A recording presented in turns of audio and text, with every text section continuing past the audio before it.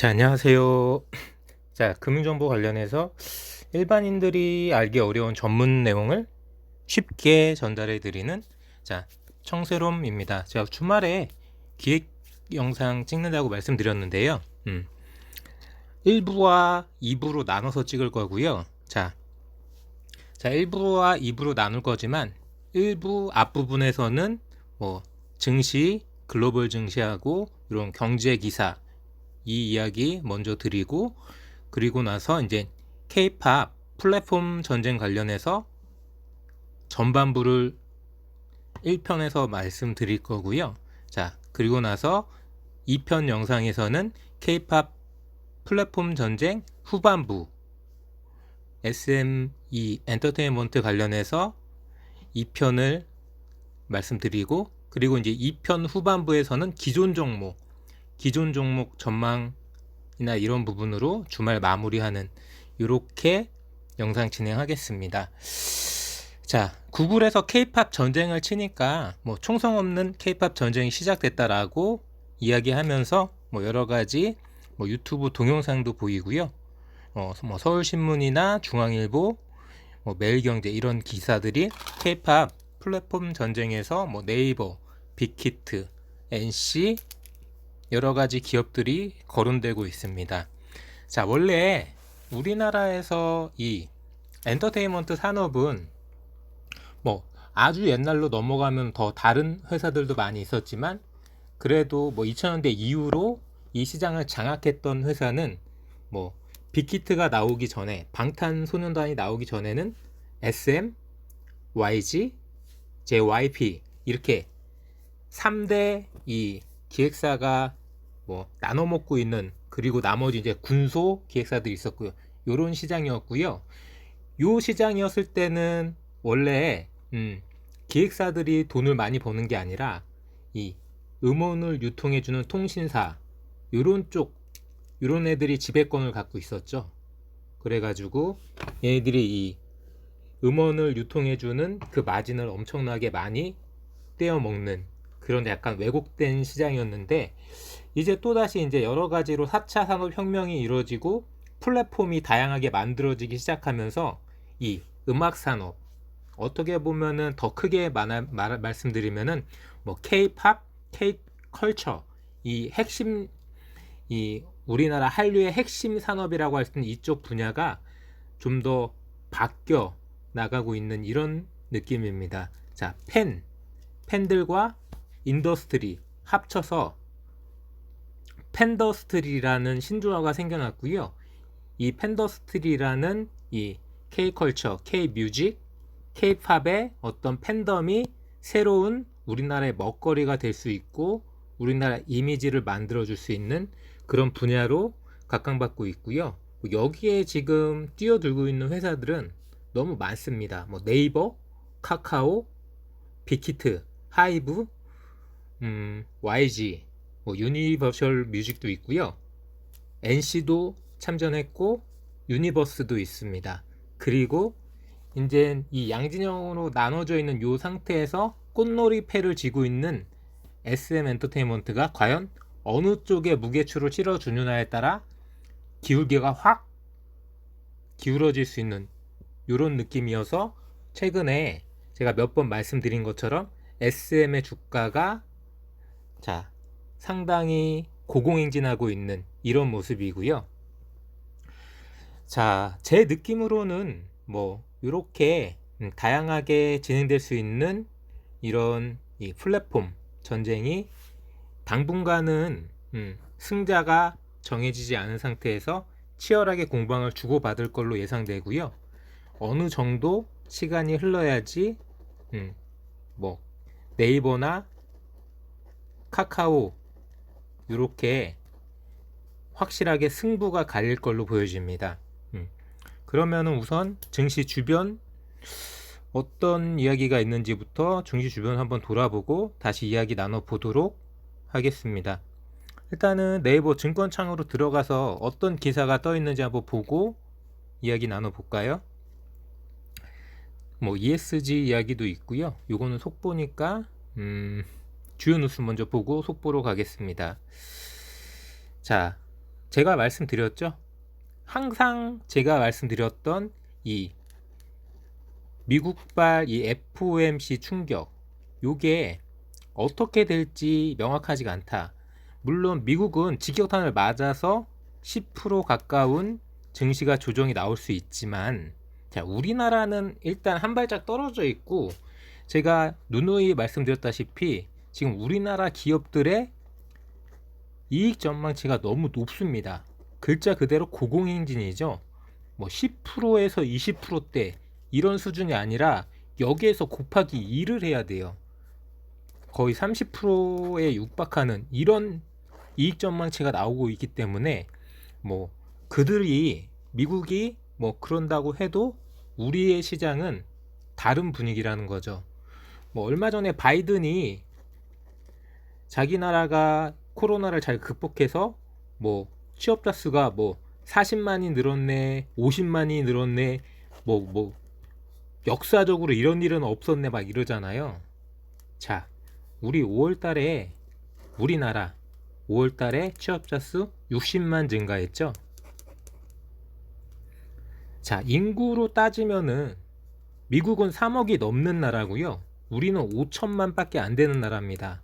거의 7배, 8배에 가까운 나라에서 우리나라보다 취업자 증가 숫자가 안 나오는데, 경제가 회복됐으니까 돈줄을 재겠대요. 이게 저는 솔직히 뭐 살짝 마탱이가 간 거 아닌가 뭐 이런 느낌도 없지 않아 있지만, 뭐 그들의 결정이니까 제가 뭐 그들의 결정을 감나라 배나라 할 수 있는 그런 위치는 아니기 때문에 알았어, 그래, 뭐 니네들 알아서 사는 거지, 뭐 우리가 뭐 니네들 것까지 이런 수준인 거고요. 우리는 뭐 미국에 비하면 훨씬 뜨겁고 수출 전망도 훨씬 높은데도 먼저 미국이 움직이고 나서 움직일 겁니다. 그렇기 때문에 뭐 제가 단정적으로 9월 이전까지는 걱정하지 마시라고 했지 않습니까? 9월 이전까지는 뭐 큰 충격이 오지 않는 이상 이 우상향 패턴이 저는 이어질 거라고 보는데요. 변수는 7, 8, 9월 달에 수출 실적 경제 지표라고 했죠. 하반기로 들어가면은 작년 하반기부터 우리나라 수출 실적이 회복돼서 기저효과가 사라지기 때문에, 자, 뭐 40% 가까이 수출 성장률이 나오는 지금 이 수준에서 뭐 한 20% 이상 선방해 준다면은 이거는 정말 올해 2021년 대한민국 경제 성장률은 글자 그대로 서프라이즈인 거죠. 서프라이즈 찍을 수 있습니다. 자, 더 이상 뭐 3% 성장하면은 잘했어, 이런 경제가 아니고요. 자, 포스트 코로나 시대에 자, 새로운 패러다임을 만드는 나라 대한민국이고요. 자, 얼마 전에 끝났던 G7 관련해서 기사 한번 찾아볼까요? 자, 뭐 부정적으로 이 정부를 부정적으로 생각하시는 분들은 뭐 좀 탐탁지 않으셨을 수도 있지만, 자, 정부가 밉다고 우리나라가 잘 되는 건 싫어하는 건 아닌 거죠. 자, 우리나라는 지금 얼마나 잘 나가고 있는지 G7을 예로 들어서 한번 보겠습니다. 자, 한국은 뭐 사실상 G8국가 뭐 이런 이야기도 있고요. 행사장에 등장한 뭐 여러 가지 기사. 자, 뭐 일본이 그렇게 한국 참여를 반대했던 그런 이유가 있었죠. 요 기사 잠깐 들어가서 사진만 잠깐 보고 오겠습니다. 한국일보 기사인데요. 자, 보시다시피 자, 영국 총리 옆에 바로 옆에 누가 있나요? 문재인 대통령이 있죠. 자, 요렇게 인싸 대통령. 저쪽 왼쪽 끝에 보시면은 보이지도 않게 조그맣게 저 멀리에 누가 있나요? 그렇죠. 스가. 뭐 왕따 당했다는 이야기까지 있는 이 스가 총리가 있습니다. 자, 완전히 이 G7을 참여하면서 우리나라의 위상이 확 올라갔습니다. 이렇게 G7만 보더라도 우리나라의 이 포스트 코로나 시대에 자, 얼마나 질주하고 경제가 좋아질지는 안 봐도 비디오인 거고요. 자, 모든 정상들이 우리나라를 손가락질했죠. 미국도 뭐 프랑스도 독일도 영국 총리도 왜 우리나라를 손가락질을 했나요? 뭐 탓한다는 게 아니라, 자, 전 세계에서 코로나 방역 가장 잘한 나라 어딥니까 했을 때 그 손가락질을 받은 그 나라가 바로 우리나라 문재인 대통령을 손가락질 했다는 거죠. 자, 다들 아시는 이야기일 거예요.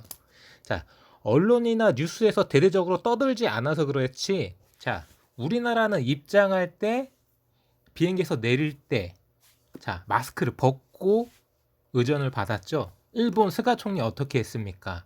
자, 뭐 의전을 하는 뭐 군악대나 뭐 의전하러 나온 뭐 국가의 어떤 간부들이나 모두 다 마스크하고 서로 마스크 쓰고 일본을 맞았잖아요. 우리나라는 마스크 다 없이 맞았죠. 군악대도 마찬가지고.